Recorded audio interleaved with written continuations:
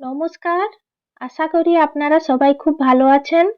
Cooking and my village চ্যানেলে আবারও একটি নতুন পর্বে আপনাদের সবাইকে স্বাগত জানাই। আজকে আমি এগ দো পেঁয়াজা বানাবো, তো আপনারা ভিডিওটি অবশ্যই শেষ পর্যন্ত দেখতে থাকুন। আশা করি রান্নার ভিডিওটি আপনাদের ভালো লাগবে। আর আমার এই রান্নার ভিডিওগুলি যদি আপনাদের ভালো লেগে থাকে তাহলে সাবস্ক্রাইব করে পাশে থাকার অনুরোধ রইল। এগ দো পেঁয়াজা রান্নার জন্য আমাদের বাড়িতে যে দেশি মুরগি রয়েছে সেই দেশি মুরগির ডিম নিয়েছি। আপনারা বাজারের কেনা ডিম দিয়েও এই রান্নাটা করতে পারেন।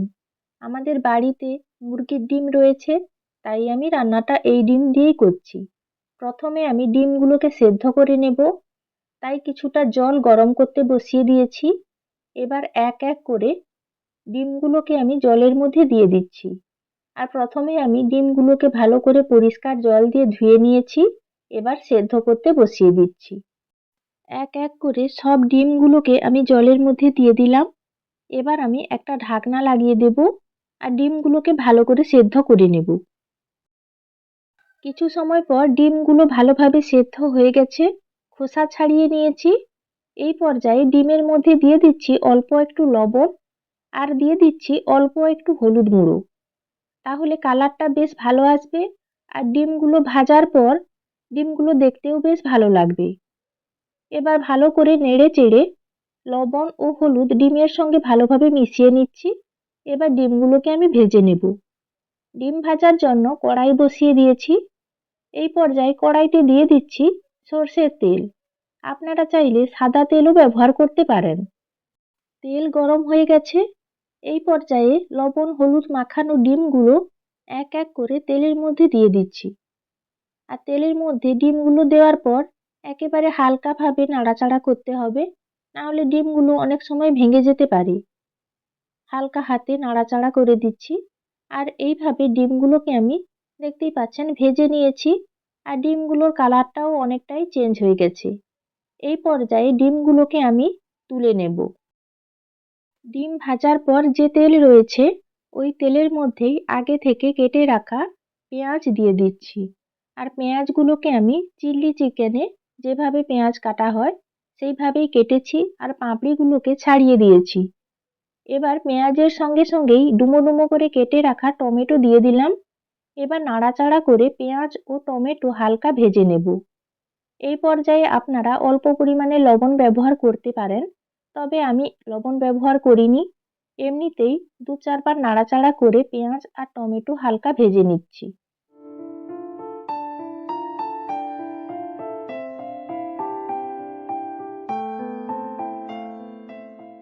কিছু সময় নাড়াচাড়া করার পর পেঁয়াজ ও টমেটো হালকা ভাজা হয়ে গেছে, এবার তুলে নিচ্ছি। একই কড়াইতে এবার দো পেঁয়াজা রান্নার জন্য দিয়ে দিলাম পরিমাণ মতো সর্ষের তেল। আপনারা চাইলে ঘি দিয়েও রান্নাটা করতে পারেন। তেল গরম হয়ে গেছে, গোটা গরম মশলা আর গোটা জিরে ফোড়ন দিয়ে দিলাম। নেড়ে চেড়ে ফোড়ন হালকা ভেজে নিচ্ছি কয়েক সেকেন্ডের জন্য। আর ফোড়ন ভাজা হয়ে গেলে খুব ভালো একটা গন্ধ বেরিয়েছে। এই পর্যায়ে আমি তেলের মধ্যে দিয়ে দিচ্ছি কিছুটা রসুন বাটা আর দিয়ে দিলাম আদা বাটা। আদা ও রসুনের একটা কাঁচা গন্ধ থাকে, তাই তেলের মধ্যে ভালো করে নাড়াচাড়া করে কষিয়ে নিচ্ছি।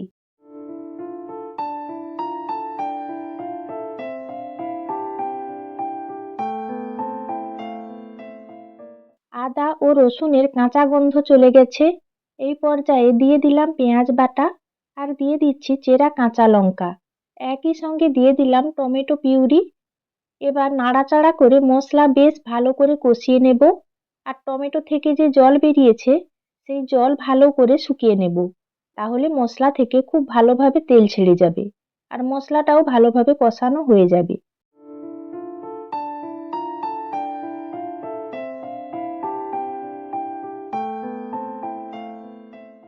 পেঁয়াজ ও টমেটো কিছু সময় কষানোর পর এই পর্যায়ে আগে থেকে যে ধনে ও জিরে একসঙ্গে বেটে রেখেছিলাম দিয়ে দিলাম।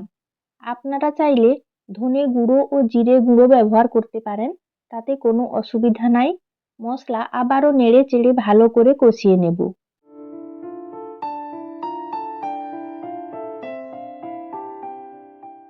মশলা কষানোর এই পর্যায়ে এক এক করে গুঁড়ো মশলাগুলো দিয়ে দিচ্ছি। দিয়ে দিলাম পরিমাণ মতো হলুদ গুঁড়ো, আর রঙের জন্য দিয়ে দিলাম পরিমাণ মতো কাশ্মীরি লঙ্কার গুঁড়ো। আর হলুদ গুঁড়ো ও লঙ্কা গুঁড়ো দেওয়ার সঙ্গে সঙ্গেই আমি একই সঙ্গে দিয়ে দিলাম পরিমাণ মতো লবণ, আর দিয়ে দিচ্ছি কিছুটা কাজু বাদাম বাটা। এই মশলাগুলো দেওয়ার পর আবারও বেশ ভালো করে নাড়াচাড়া করে মশলা কষিয়ে নেব। আর যত সময় না মশলা থেকে তেল ছাড়ছে তত সময় মশলাটা ভালো করে কষাতে থাকবো।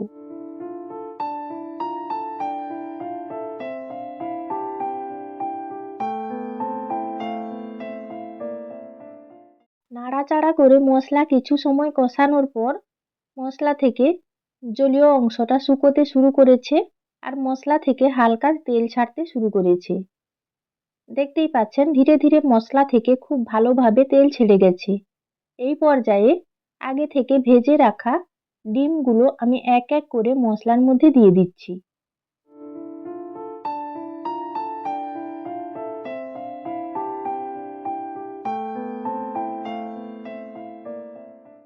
ডিমগুলো দেওয়ার পর হালকা হাতে ২-৪ বার মশলার সঙ্গে ডিমগুলোকে নেড়েচেড়ে দিচ্ছি, আর আপনারা একেবারে হালকা হাতে নাড়াচাড়া করবেন।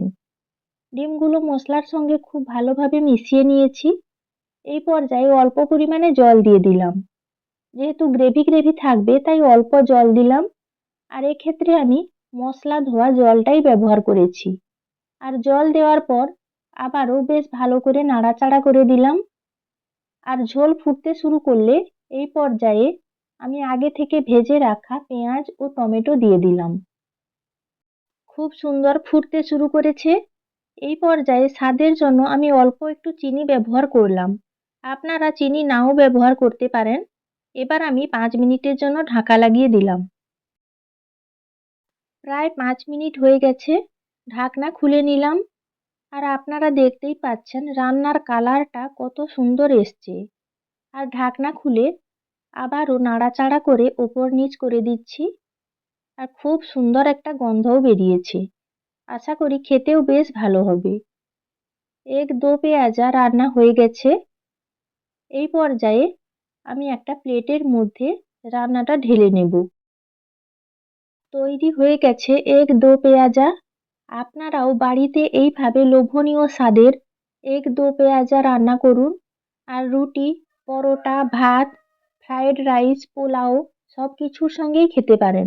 খেতে খুবই ভালো লাগে, আর দেখেই তো বুঝতে পারছেন কতটা লোভনীয় দেখতে হয়েছে। আশা করি রান্নার ভিডিওটি আপনাদের ভালো লেগেছে।